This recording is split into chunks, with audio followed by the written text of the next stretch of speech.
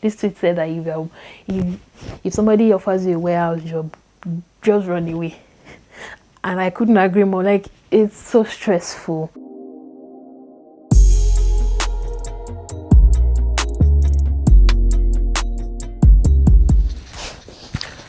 Okay, hi guys. I really hope you can hear me. How you guys doing? It's been a while. Yeah, it's been a while. I'm recording this on the 6th, I think. Monday, the first Monday of June, I think. I'm a little bit disoriented because everything happening right now back home is just very frustrating and it's very disheartening, and there's no how you cannot think about it because your whole life is home, your whole family is back home, and I really hope this is going to change very soon. You can only be hopeful because you cannot let the sadness take over your soul. You cannot let the bad news take over your optimism. The only thing we can do is always hope. But anyway, on a lighter note, today I am taking out my braids, and I was just thinking that I should do this on camera and just talk because I promised to do a chit-chat about my work and how my experience with getting a job has been. I talked about my unemployment experience, and now that I've gotten a job, 2 jobs, I should be able to talk about that too, and give tips on how you can get a job as a dependent, not if it's full-time student, but as somebody who is a dependent to a full-time student, or a full-time skilled worker and all that. So yeah, how can you get a job as a person who is not a main applicant? And my experience, because my experience is all I can talk about. I cannot talk about somebody else's own. I feel like I'm rambling. Let's just get started. Okay, so I've had these braids for I got these braids because I really hope you guys can hear me.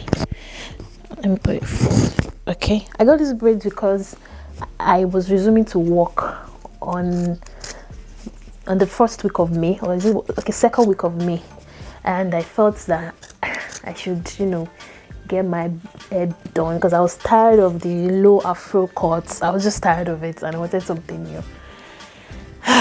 Ladies who cannot make their hair on their own, or who have short hair, and please be prepared. Braids, making hair is expensive here. It is. I got this made for $35, which by the way is still cheap. It's still cheap because I've had people say they've paid more than that, but I was able to get somebody to help me with £35. Did I say dollars? £35. And don't let's do the calculation because it breaks my heart to be like, I'm making my braids for that kind of amount, but it is what it is. It's expensive here to make your hair, so a lot of people do a lot of DIY, but my hair is still a little bit short to do. It's still a TWA. It's still short to do for me to be able to make my hair, and I'm not really even good at it, but now I think I have to learn because hey. anyway, I just thought that's like a sidebar because I feel like a lot of women, ladies, should know about that. If you're going to be coming here, you need to be prepared for how expensive it is to take care of your hair. Yeah, but yes, so that aside, I have had a pretty eventful month of May. My May of this year is really one for the books. It's been so eventful and it's been so eye-opening. I started my 2 jobs this past month of May, and it's been a lot of learning. I mean, before I left Nigeria, I had a job, a full-time job. I tasted the life of 9 to 5, which I low-key hated, but it gave me a sense of purpose because I was getting into the adulthood lifestyle. I had a job, and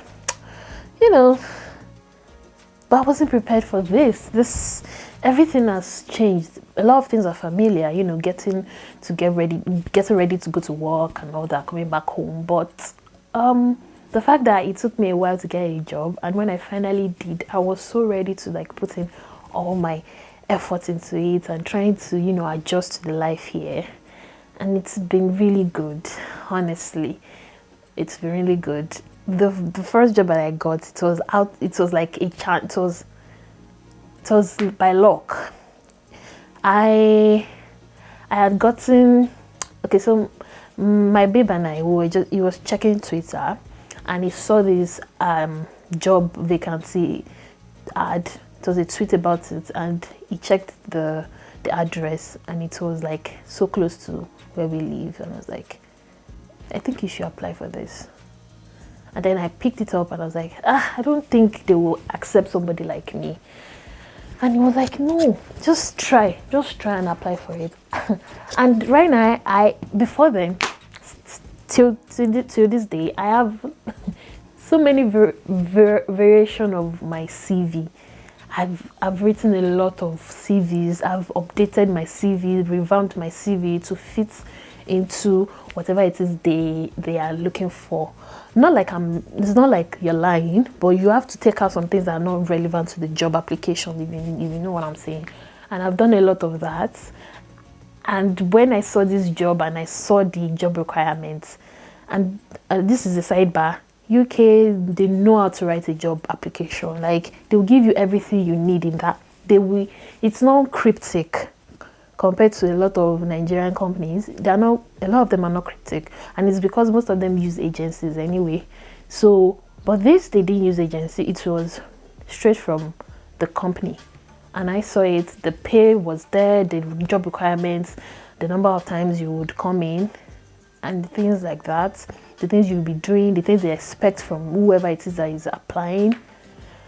And I saw it, I was like, this is something I can do.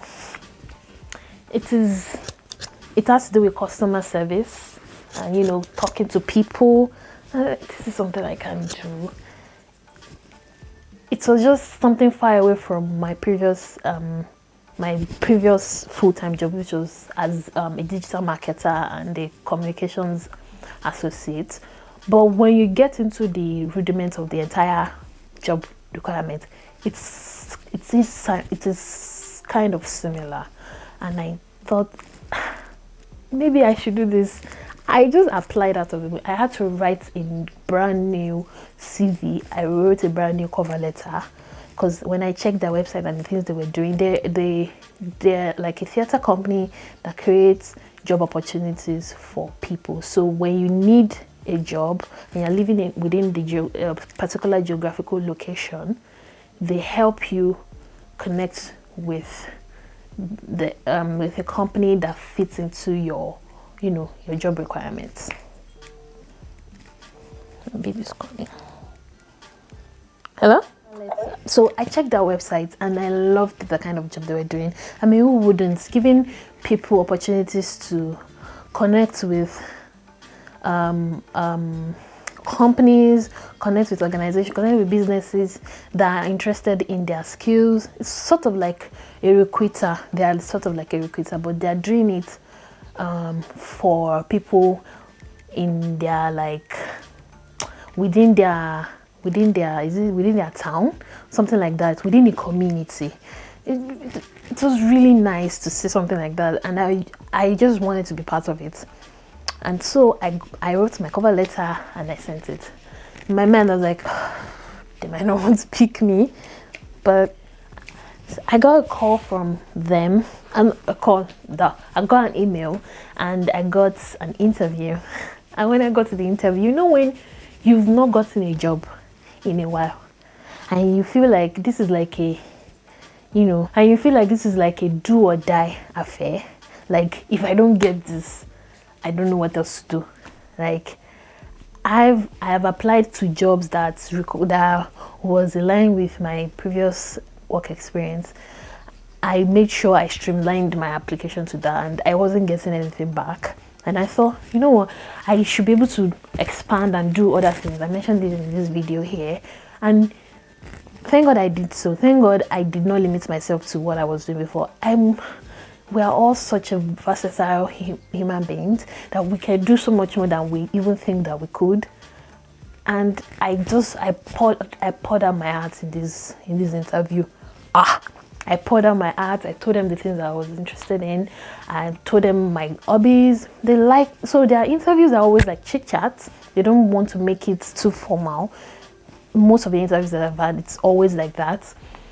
And you just have to relax, talk sense, say things that are related to what they're asking you, paint a story, make it conversational, and then make sure you answer the questions right.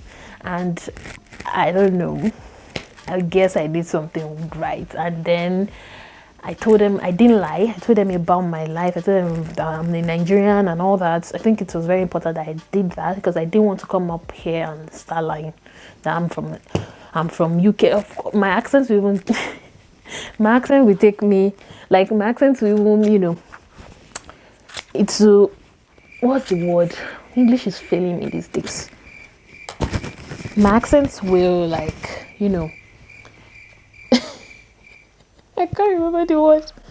What I mean is that I can't lie, because I'm obviously speaking in a Nigerian accent. I'm not speaking I cannot fake a British accent, and I decided not to do that because there's no point. So a few days later, I got the job. It was a call, and the lady who interviewed me, the CEO, she was like, "We'd love to have you in our team." I was like, yes!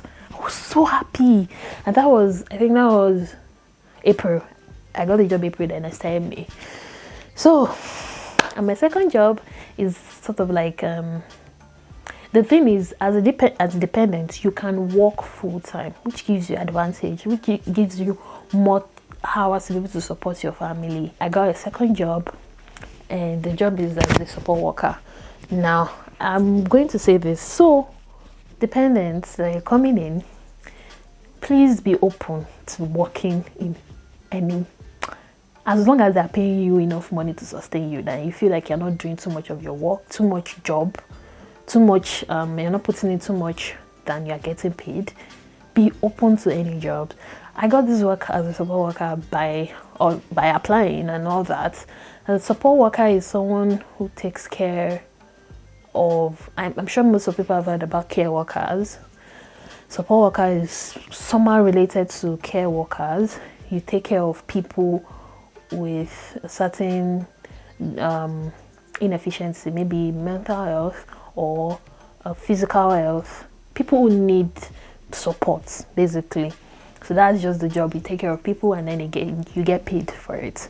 So I do that too on a part-time. So that I've got 2 jobs, and it's been helpful for me because they're so different, but they're also kind of related, because they involve helping other people. And for somebody that has been coming from a work experience as a digital marketer, as a writer, this has opened my thought process. It has really made me so much more grounded, because you get to see that there's so much joy with working with other people, with helping other people. When your job is just helping people who need it, listening to people talk. I missed that so much. I didn't even know that I missed it, because it was not something I was really used to. And the thing about UK is you get to meet different people, not just white people, different races, different ethnicity. And it's been really mind-blowing. Plus the fact that I'm getting paid, and I'm, I've just started a month, and honestly, I'm just really grateful, because it could have been worse. And there are days when I'm just so tired and I want to just sleep in. And then I remember that there was a time you wanted the job or that you were crying. Now you've gotten a job, stand up and go and work. So you will get that. There will be a moment of lull. Like there will be nothing. You will be applying nothing. You won't get anything. And then when you eventually do, you will feel like just sleeping at home because you're tired. But I think the difference between working here and working back home is that at least you get paid enough to sustain yourself. Before I got these two jobs, I got a job at a warehouse. I started a job. Wonderful people. It was really nice working at. There are a lot of people there. I mean, it's a factory. There's a lot of health, safety, and all that. Health and safety measures. I mean, it was eye-opening. I was surrounded by machines and human beings working, standing for hours. It was so stressful. It was so fucking stressful. I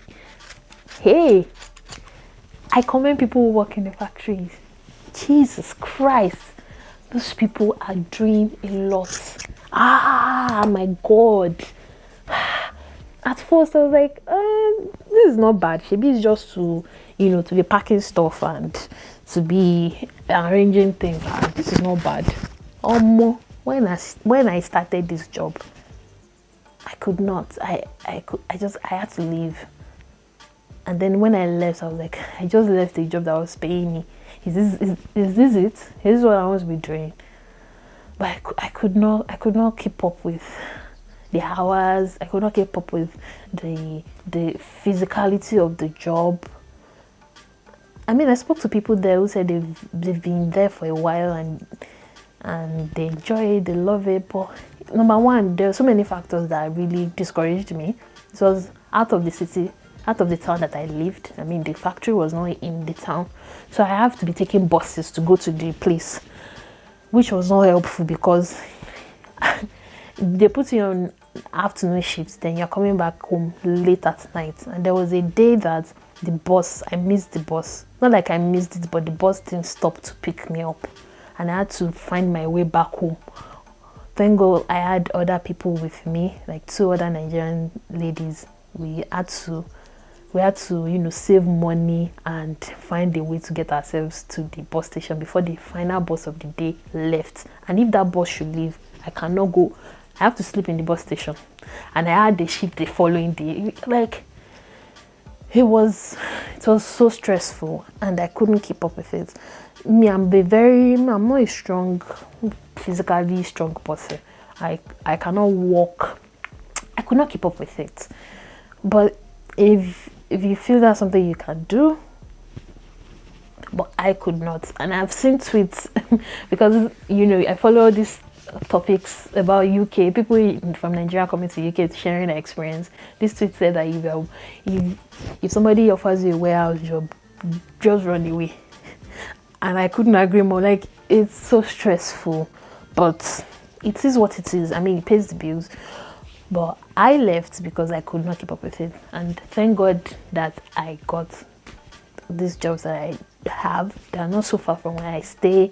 I can, save enough money and, try and chill. It's been a month of working and I love it. So yeah, my experience might be similar to somebody's experience out there. I would love to hear your own experience because I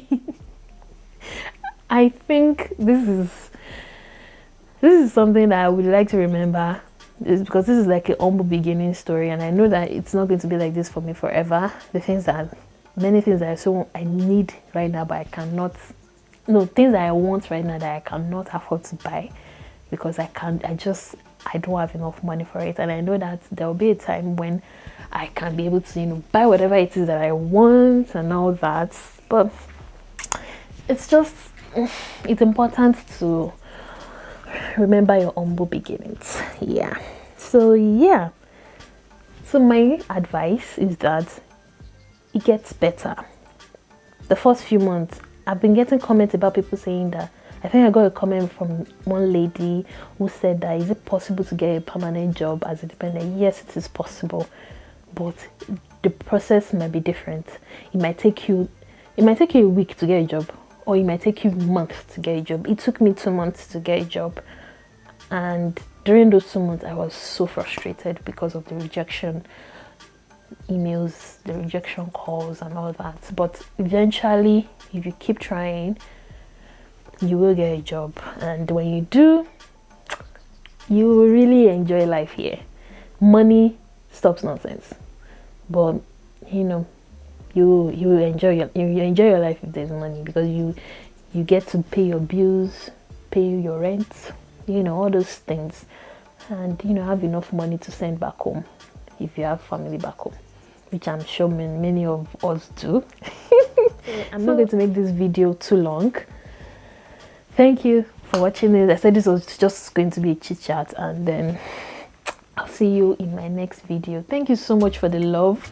I've been getting a lot of views, but please subscribe. A lot of people are not subscribing, and I feel like I should address this. Please subscribe to my channel, Ejo. Please subscribe. I'm trying to get a milestone of reaching 500 subscribers before the end of June. Please subscribe to my channel. So please subscribe, like, and share my video with your family and friends and your grandma, please. All right, thank you so much for watching. I'll see you in the next video. Bye.